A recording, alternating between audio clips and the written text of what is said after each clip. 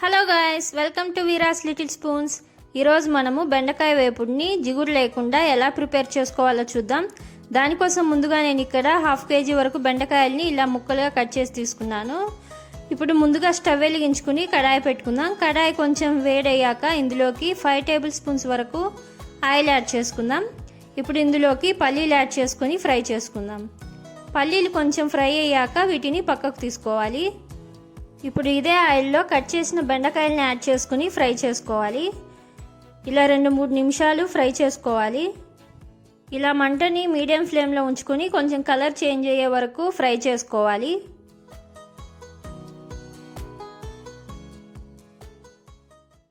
ఇలా కొంచెం ఫ్రై అయ్యాక ఈ టైంలో వీటిని పక్కకు తీసుకొని మిగిలినవి కూడా యాడ్ చేసుకొని ఫ్రై చేసుకోవాలి. ఇప్పుడు ఇదే ఆయిల్లో తాలింపు గింజలు, ఆనియన్స్, పచ్చిమిర్చి, కరివేపాకు యాడ్ చేసుకొని వేపుకోవాలి.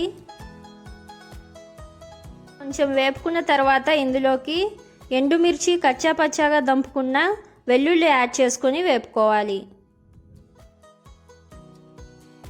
ఇప్పుడు ఇందులోకి ఫ్రై చేసి పెట్టుకున్న బెండకాయలని వేసుకొని ఒక 2 నిమిషాల వరకు వేపుకోవాలి.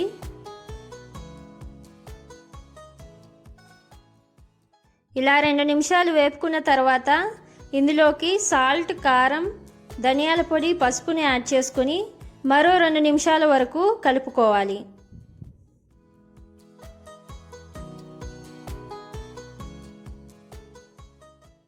ఇప్పుడు ఇందులోకి కొద్దిగా కొబ్బరి పొడిని యాడ్ చేసుకుందాం. ఇలా కొబ్బరి పొడిని యాడ్ చేయడం వల్ల బెండకాయ వేపుడు చాలా టేస్టీగా ఉంటుందండి.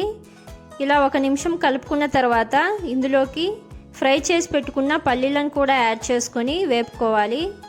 సో మీరు ఇక్కడ చూసినట్లయితే మన వేడివేడి బెండకాయ వేపుడు జిగురు లేకుండా చాలా ఈజీగా రెడీ అయిపోయింది. సో ఈ రెసిపీ నచ్చినట్లయితే మీరు కూడా ట్రై చేసి లైక్ చేసి, షేర్ చేసి, సబ్స్క్రైబ్ చేసుకోండి.